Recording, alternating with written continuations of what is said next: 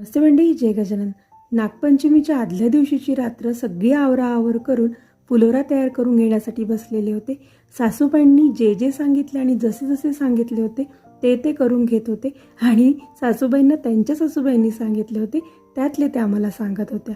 माणसं ना यात नसली तरी त्यांनी लावून घातलेल्या चालीरीती परंपरा पुढे जातात आणि त्यांच्या अस्तित्वाची जाणीव करून देतात आणि पृथ्वीवर पण अशा प्रकारे त्यांचं अस्तित्व कायम राहते.